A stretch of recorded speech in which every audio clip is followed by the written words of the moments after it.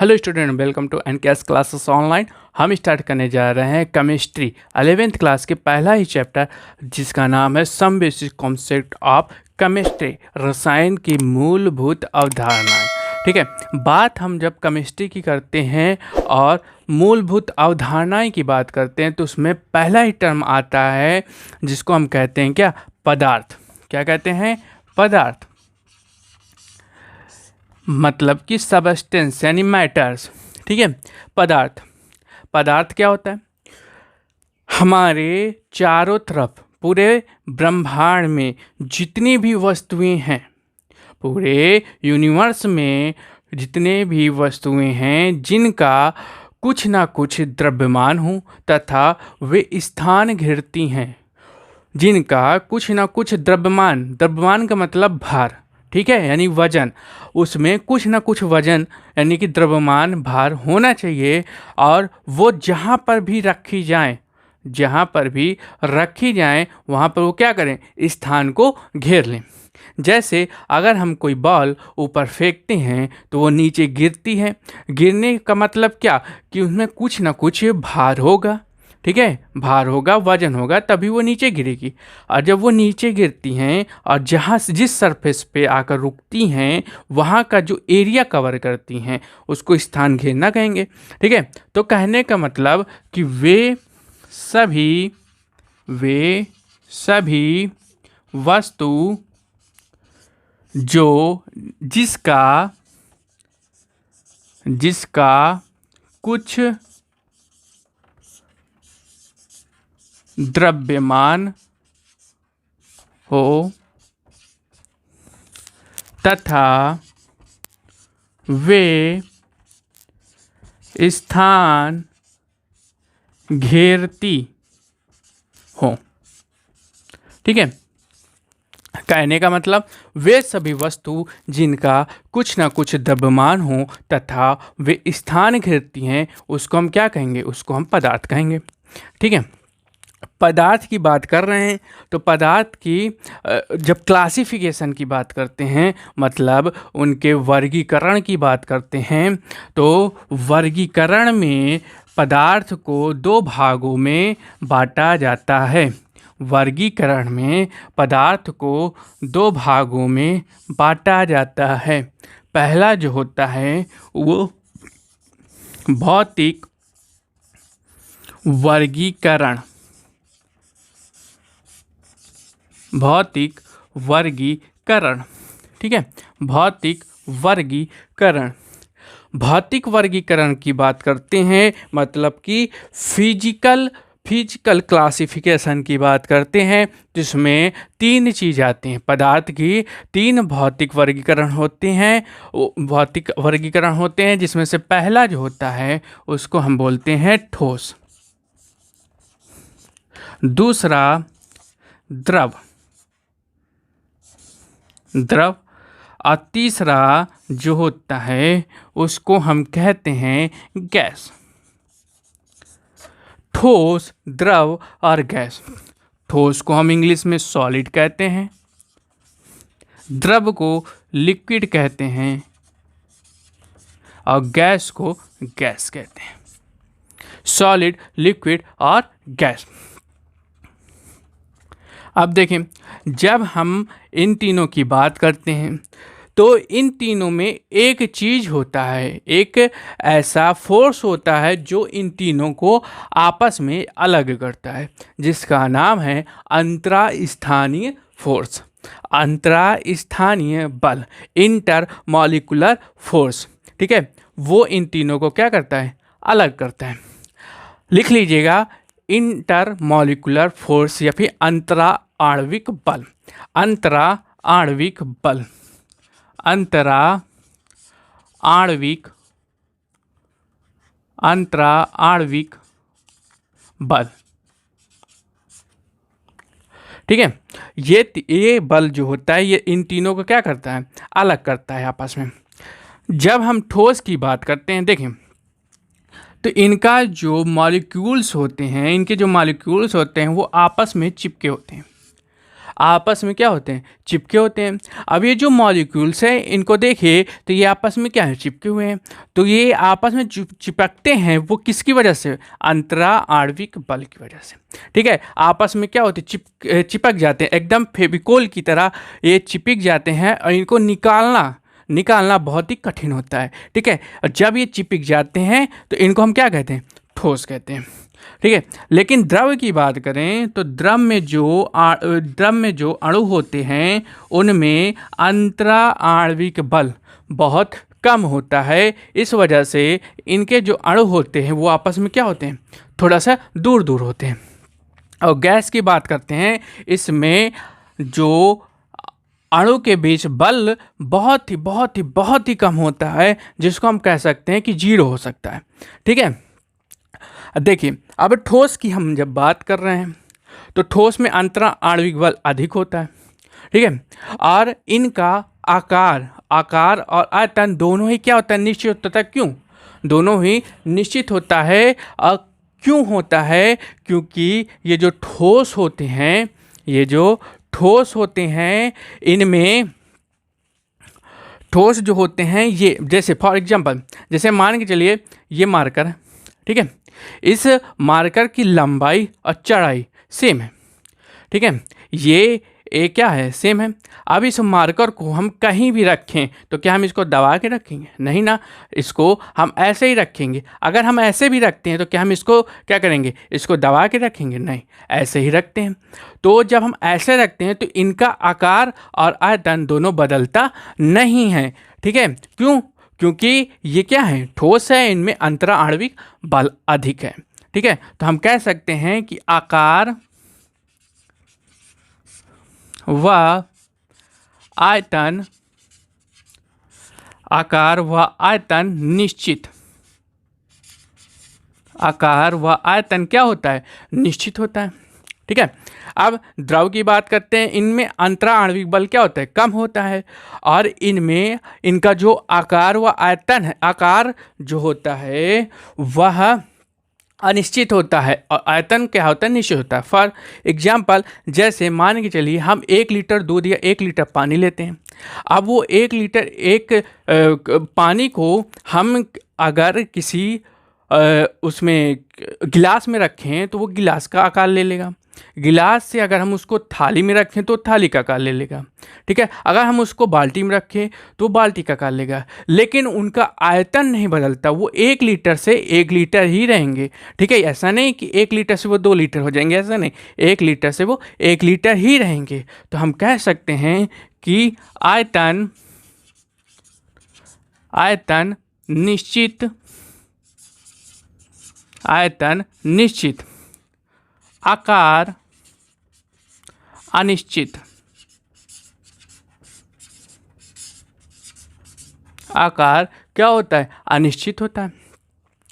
अब बात हम गैस की करते हैं।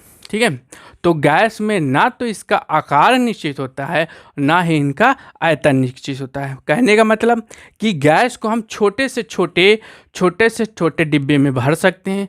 ठीक है, और बड़े से बड़े डिब्बे में भी भर सकते हैं। हम इस रूम में भी गैस को क्या कर सकते हैं, भर सकते हैं।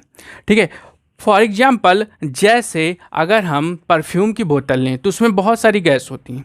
ठीक है, अगर उसका थोड़ा सा भी हल्का सा दबाएं तो उसमें कुछ गैस निकलती हैं, और वो जो गैस निकलती हैं वो पूरे रूम को क्या करती है, घेर लेती हैं, पूरे रूम में क्या करती हैं, आ जाती हैं। ठीक है, तो हम कह सकते हैं कि इनका आकार और आयतन दोनों क्या होता है, अनिश्चित होता है।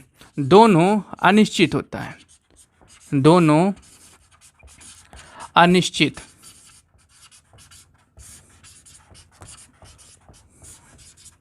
दोनों क्या होता है, अनिश्चित होता है। ठीक है, तो वर्गीकरण की बात कर रहे हैं तो इसका भौतिक जो वर्गीकरण है उसमें पदार्थ को 3 अवस्था में बांट दिया जाता है, ठोस, द्रव, गैस।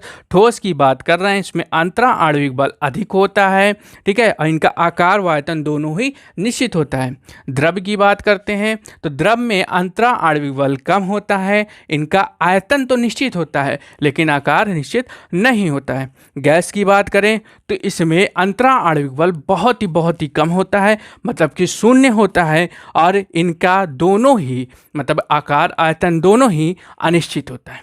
ठीक है, तो यहाँ तक हमने पढ़ लिया। इसके बाद हम जो पढ़ेंगे दूसरी प्रॉपर्टी, दूसरा जो क्लासिफिकेशन है वो क्या है, रासायनिक क्लासिफिकेशन।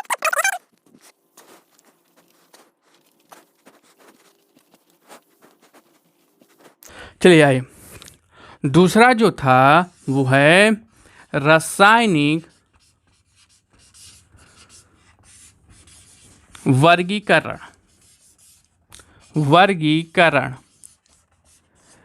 रासायनिक वर्गीकरण, ठीक है। रासायनिक वर्गीकरण की बात करते हैं तो पदार्थ को दो भागों में बांट दिया जाता है। पहला जो होता है उसको हम कहते हैं शुद्ध पदार्थ,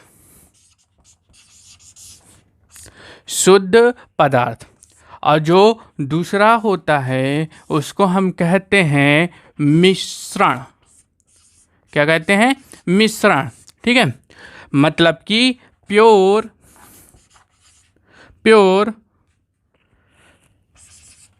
सबस्टेंस और मिक्सचर, ठीक है, प्योर सबस्टेंस और मिक्सचर, शुद्ध पदार्थ और मिश्रण, ठीक है।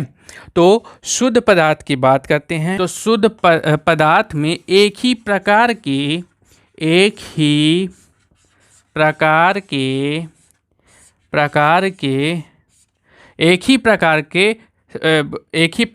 क्या आते हैं, सबस्टेंस आते हैं, ठीक है। एक ही प्रकार के क्या आते हैं, सबस्टेंस यानी अभिकर्मक आते हैं, एक ही प्रकार के सबस्टेंस आते हैं, ठीक है। इनको दो भागों में बांटते हैं, पहला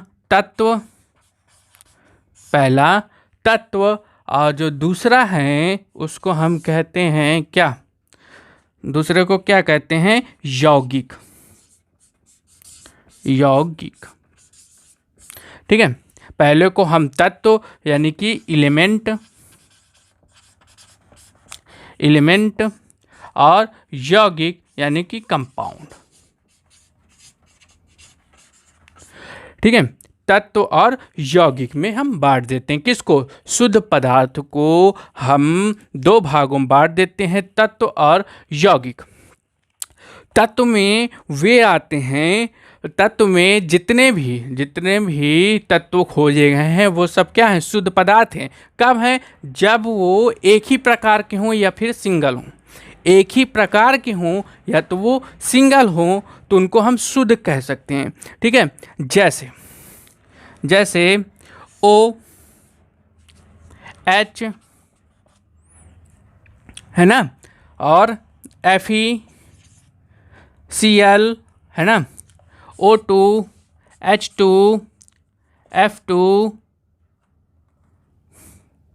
Fe2 और Cl2।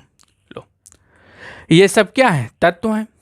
ये सब तत्व हैं, चाहे वो अकेले हों, सिंगल हों, चाहे एक ही साथ में हों, ठीक है। तो उसको हम क्या कहेंगे, तत्व कहेंगे। अब बात हम जब यौगिक की करते हैं तो यौगिक की बात करते हैं तो इसमें क्या होता है कि यौगिक में दो प्रकार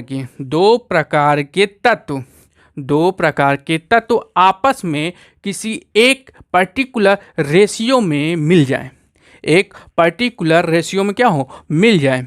जैसे H2O, ठीक है। तो इसमें देखो H अलग है, O अलग है, ठीक है। हाइड्रोजन एक अलग तत्व है, ऑक्सीजन एक अलग तत्व है, लेकिन रेशियो की बात करें तो ये 2:1 का होगा, 2:1 का होगा, ठीक है। तो कहने का मतलब जो यौगिक होते हैं वो अलग अलग तत्व के होते हैं, ठीक है। अलग तत्व, दो अलग तत्व, तीन अलग तत्व के, ठीक है। लेकिन उनका जो रेशियो है वो क्या होगा, एक पर्टिकुलर रेशियो होगा, वो कभी चेंज नहीं होने वाला। जैसे ये पानी है, अगर हम इस पानी को घड़े से लें, चाहे नल से लें, चाहे जो बारिश होती है, ठीक है, चाहे किसी भी नदी से लें, लेकिन पानी का जो रेशियो है वो H2 मतलब कि 2:1 का ही रहेगा। अगर इस रेशियो से अलग का है मतलब कि वो पानी नहीं है। तो कहने का मतलब कि ये जो रेशियो है ये कभी नहीं बदलेगा, ठीक है। तो इसको हम क्या कहेंगे, यौगिक कहेंगे, ठीक है। फिर उसके बाद क्या आता है, मिक्सचर आता है, ठीक है। क्या आएगा, मिक्सचर आएगा। तो जो मिक्सचर है तो वो क्या होगा, 2 या 2 से अधिक। जो मिक्सचर है वो क्या होगा, 2 या 2 से अधिक, 2 या 2 से अधिक, 2 या 2 से अधिक सबस्टेंसों, यानी कि अभिकारक हों। 2 या 2 से अधिक अभिकारक क्या कहलाएंगे, मिश्रण कहलाएंगे। ठीक है, तो ये भी 2 प्रकार के होते हैं। ये भी कितने प्रकार के होते हैं, 2 प्रकार के होते हैं। पहला होता है समांगी मिश्रण। पहला क्या होता है, समांगी, समांगी, समांगी मिश्रण, और दूसरा विषमांगी, विषमांगी। समांगी मिश्रण और विषमांगी मिश्रण।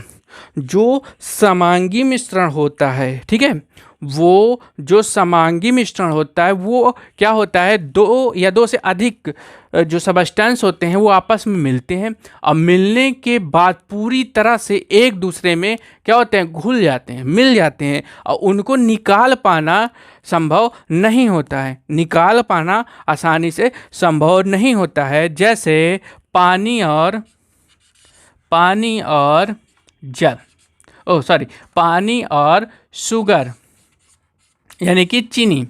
ठीक है, पानी और शुगर, ठीक है, पानी और चीनी को जब हम आपस में मिलाते हैं के बाद घोल देते हैं तो वो बन जाता है शरबत। अब उस शरबत में पानी और शुगर का जो रेशियो तैयार होता है, उस रेशियो को हम कहीं से भी, चाहे वो ऊपर से चाहे नीचे से, ठीक है, चाहे बीच से, कहीं से भी अगर एक चम्मच निकालते हैं तो पानी और शुगर की जो क्वांटिटी है, जो वो मिक्सचर है, वो एक समान ही मिलेगा। यानी कि पूरे जितना भी पानी है, जितना भी चीनी है, आपस में क्या हो, पूर्ण रूप से मिक्सचर हो जाए, ठीक है, मिल जाए। और जो विषमांगी मिश्रण होता है वो आपस में कभी मिल नहीं पाते, घुलते हैं लेकिन मिलते नहीं हैं। जैसे पानी और मिट्टी, पानी और मिट्टी को हम आपस में क्या करें, घोल दें तो वो घुल जाएंगे, ठीक है, लेकिन मिलेंगे नहीं। ठीक है, अगर हम कुछ क्षण तक उसको वहीं पर रख दें तो देखेंगे कि जो मिट्टी है वो नीचे आ जाएगी और पानी ऊपर ही रहेगा। अगर अब हम चम्मच से उस पानी को निकालें, ठीक है, तो ऊपर का पानी जो है वो कुछ अलग रेशियो में होगा, नीचे का पानी कुछ अलग रेशियो में होगा, और बीच का पानी कुछ अलग रेशियो में होगा। तो इसका एग्जाम्पल पानी और मिट्टी, पानी और मिट्टी, ठीक है, पानी और मिट्टी। तो ये हो गया क्या, पदार्थ का वर्गीकरण। ठीक है, तो हमने क्या क्या पढ़ा, पदार्थ में हमने पढ़ा कि पदार्थ का जो वर्गीकरण है वो 2 प्रकार का है, भौतिक वर्गीकरण और रासायनिक वर्गीकरण। भौतिक वर्गीकरण में हमने ठोस, द्रव, गैस पढ़ा। ठीक है, ठोस में आकार और आयतन दोनों निश्चित होता है, द्रव में आयतन निश्चित होता है लेकिन आकार निश्चित नहीं होता है, और गैस में दोनों ही अनिश्चित होते हैं। ठीक है, क्यों होते हैं, क्योंकि इनमें अंतरा आणविक बल लगता है। ठीक है, फिर उसके बाद हमने पढ़ा रासायनिक वर्गीकरण। तो रासायनिक वर्गीकरण को 2 भागों में बांटा, जिसमें शुद्ध पदार्थ आते हैं और मिश्रण आते हैं। तो ये जो शुद्ध पदार्थ हैं, प्योर सबस्टेंस हैं, वो एक ही प्रकार के सबस्टेंस से बनते हैं। ठीक है, जैसे OH, O2, H2, हाँ। और फिर उसके बाद यौगिक आता है। तो यौगिक जो होता है वो अलग सबस्टेंस से बनता है, लेकिन उनका जो रेशियो होता है वो सेम होता है। ठीक है, सेम का मतलब कि अगर H2O का रेशियो 2:1 है, ठीक है, एक और एग्जाम्पल CO2, ठीक है, तो 1:2 का हो गया। तो ये कहीं पर भी अगर मिलेंगे तो इसी रेशियो पर मिलेंगे, वो चाहे जहाँ भी आप चले जाएं। ठीक है, इंडिया, ठीक है, किसी और देश में चले जाएंगे तब भी पानी का जो रेशियो है 2:1, कार्बन डाई का रेशियो 1:2 ही मिलेगा। ठीक है, फिर उसके बाद मिश्रण आता है। तो ये 2 या 2 से अधिक सबस्टेंस, 2 या 2 से अधिक जो सबस्टेंस होते हैं वो जब आपस में मिलते हैं, ठीक है, तो उसको हम मिश्रण कहते हैं। तो ये 2 प्रकार के होते हैं, समांगी मिश्रण और विषमांगी मिश्रण। समांगी मिश्रण जो होता है वो पानी प्लस शुगर, कहने का मतलब पानी और शुगर को जो हम मिलाते हैं तो उनका जो रेशियो बनता है वो बराबर होता है, चाहे हम कहीं से भी 1 चम्मच निकाल लें। विषमांगी मिश्रण पानी प्लस मिट्टी मिलते तो हैं लेकिन इनका जो रेशियो होता है वो अलग होता है। ठीक है, तो ये हो गई कुछ मूलभूत अवधारणा। इसके बाद जो आगे मोल कॉन्सेप्ट हैं उसको हम नेक्स्ट लेक्चर में पढ़ेंगे। तब तक के लिए मस्त रहिए।